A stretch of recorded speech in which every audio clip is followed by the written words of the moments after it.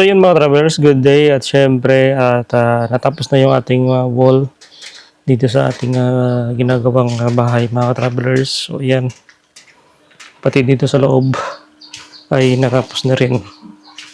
Pero dahil nga dito mga travelers ay malayo sa city, malayo sa bayan, malayo sa poste, ay need natin talaga dito ng power katulad ng mag-charge tayo ng cellphone, mag-charge tayo ng ating flashlight at syempre pag gabi kailangan natin ng kuryente. So ito mga travelers, may mga in-order ako sa Shopee na mga parts lang pa unti-unti hanggang nabuo ko mga travelers. At ngayon nabuo ko na itong in-order natin na battery, yan,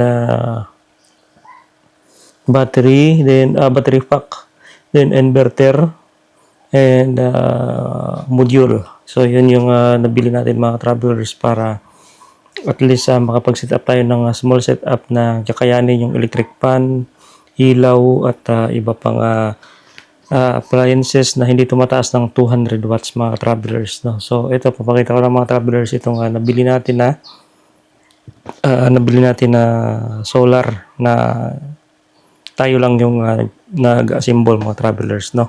So pinaunti-unti ko lang binili sa Shopee and marami katulad ng battery pack, maraming klase ng battery pack pero ang ito yung magandang klase yung nabili natin, medyo may kamahalan niya lang mga travelers. So ayan, papakita ko mga travelers yung setup natin sa ating solar. Okay. So ayan mga travelers, make sure yung pagkabibili kayo ng ganito, yung malaki na yung bilhin nyo, malaking battery, kasi ito medyo nakukulangan ako sa supply ng power niya. Sabi ko mas maganda pa pala yung binili ko yung medyo malaki-laki ng cell. Kahit mga ganito kataas yung cell niya, basta malaki at tatagal talaga isang araw. Yan. So yung panel natin ay kulang pa sa supply. Yan. So bibili pa tayo ng solar panel mga travelers para bumilis yung charging nitong ating solar setup mini. Okay. So ito, bilis niya ma-full to. Bilis niya mapupuno. Ito, nagaganda ako sa wiring nitong battery, makapal. So nung binutas ko nito, mahirap siya butasin. Makapal siya. At itong active balancer natin, ang daming ang dami niyang pyesa, mga IC. Yan. 54% pa. Medyo mahina yung ng araw. Medyo makulimlim. So dito pag isasaksak natin itong ating ito, saksak natin dito yung ating pan. So magpapan na siya doon sa ating inverter. I-on natin yung inverter natin. Hindi pala siya magawa ng nag-charge pala. Sorry. So ayan mga travelers, and thank you for watching. At ngayon may kuryente na tayo dito. Kahit pang charge lang ng cellphone, pwede na. At pang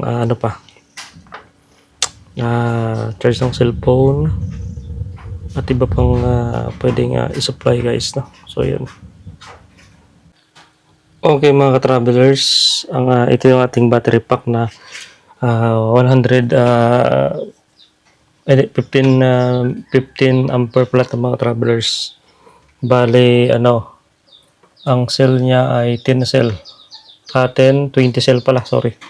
So 20 piraso yung cell na ating battery pack. Then pagbili ko niyan, meron na siyang kasamang active balancer. Yan, kasama na siya, buo na siya. Then isasalpak ko na lang siya dito sa ating inverter, no? So bali tatlo yung in-order natin guys. So bukod pa yung inverter, ito nasa 2 plus itong battery na to, 2000. Then ito naman ay nasa 500 plus yung inverter na pure sine wave. Yan. Then next yung ating module. Ito yung controller, kumbaga nagko-control ng ating power papunta sa ating battery and papunta sa ating dito sa ating inverter. So ito lahat yung utak, kumbaga ito yung nagko-control lahat. So dito ay ito 2,000 plus nito mga ka-travelers ay 500. So by 2,500 plus nito ay nasa 350. So yan, napakamura ng mga travelers. So wala siyang bahay kasi nga unti-unti ko lang binili to. So ganun talaga mga travelers, pa unti-unti lang, no? So yan, ito yung kanyang indicator na nagcha-charge. Then ito naman yung kanyang mga USB input. Yan, type C 18 watts. Ito yung kanyang 12 volts out, na kung gusto mo mag inverter, gamit ka ng inverter. So dito mo siya i-connect. Yan, dito i-connect. So yun mga travelers, yun nga lang medyo may safety features kasi ito, hindi siya mag-out ng 12 volts dito kung naka-charge yung ating solar controller. So ayan, at basta nagbi-blink siya mga travelers, tumataas yung percentage ng kanyang battery. Okay. So dito rin natin makikita yung push lang natin to guys. Kung gusto natin mag-charge ng ating ating flashlight na merong USB. So pindutin lang natin to. Yan. Hanggang lumabas yung USB out. So yan, ibig sabihin nag-out na siya dito ng power papunta sa ating type C. Cellphone man o flashlight na charger. Yan, type C din. Press pa natin isa para lumabas yung 12 volts. Okay. Ay, hindi pala siya mag-out ng 12 volts. So bunutin natin muna yung ating panel. Okay, mag-out tayo ng 12 volts guys. Subukan natin. Yan, DC out, ibig sabihin 12 volts yung ilalabas niya dito. Then press pa natin isa. Pag press natin long press, mawawala po yung mawawala po yung indicator ng DC out saka USB out. Okay, press natin para mawala. Then press natin itong inverter. So para mag-on yung ating 220 volts na inverter, press natin itong isa. Dito kasi nakalagay yung 220. Okay, press natin ulit. Yan, pag press natin yan, ayun, AC out. Gagana na yung ating AC. So ito, nabili ko lang to 25 pesos. Yan, ito siya. So mag-AC out na siya. Dito meron na. Yan, umilaw na. Okay, bunutin natin. Yun. So, saksak natin. Para makita nyo, saksak natin guys. Yun, umilaw na. So, ito yung AC out. And kung gusto natin i-off siya, dito lang mga travelers. Press natin long press lang. Yan. Then, charge na natin. So, ito yung ating panel. 35 watts yung ating panel. So, pag sinaksak natin yung ating panel, input, ayan, automatic na gagana yung ating doon. Tapos automatic na yung magbiblink yung kanyang percentage. So 54% simula kaninang umaga ang karga niya. Kaya nga lang marami tayong i-charge to, flashlight, cellphone. So ito, may inverter din tayo na 250 watts, gumagana rin to guys. Direct ko sa battery. Ayan, directly sa battery na papunta ng inverter. So, on natin. Ito. Pag ino natin yung ating inverter dito sa switch. Ito kasing wire na ito, pupunta rin ito doon sa taas. Sa battery natin. Yan. On natin yung ka-travelers. Yun. Yan. Nagana na siya. Yan. Mayroon ng 20 volts dito na out. Kaya alam malakas kasi ito. Okay, up muna natin. And meron siyang USB out. So ito kasi nabili ko ng nasa 500 din sa Lazada. Lazada naman ito. 200 watts to mga travelers.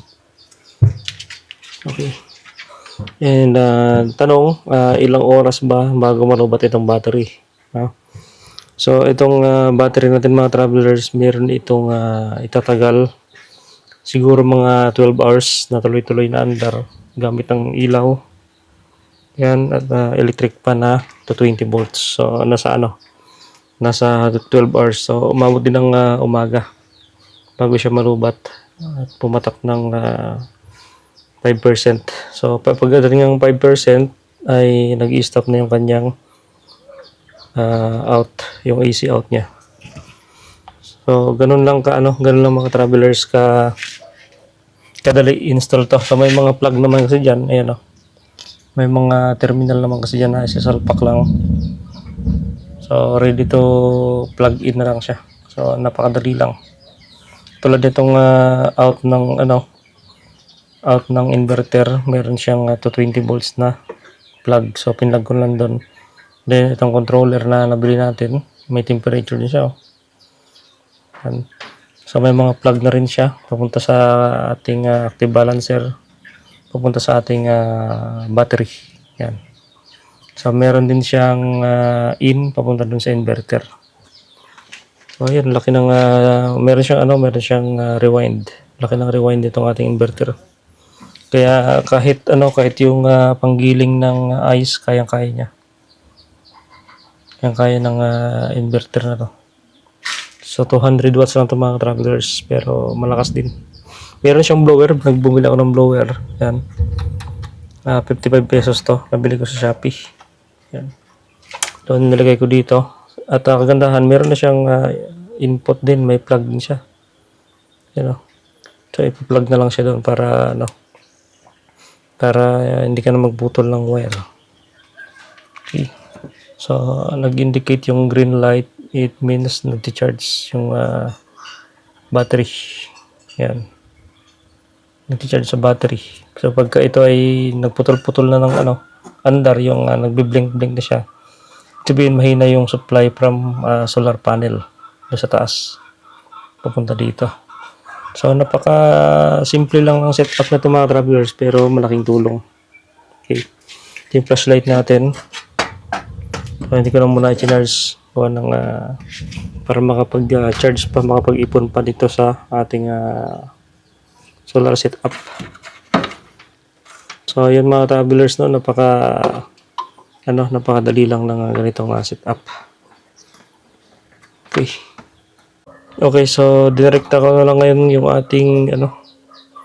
yung ating AC dito sa plug ng ating extension. Yan. Kasi pag dadaan pa dito, kaya hindi ko matagamit. Pag dadaan pa dito mga travelers ay mahirap na. Okay. So direkta ko na dito sa ating extension. So napakalakas na yun mga travelers pag umilaw. Okay. So lahat ng appliances ito, electric pa natin. 'Yon. At mga charger, cellphone, dito natin mga travelers sina-charge. So malakas naman yung supply ng kuryente. Malakas naman yung supply niya. So kaya naman pang charging. At maganda rin yung inverter na yan. Gawa ng hindi umuugong yung ating electric pan.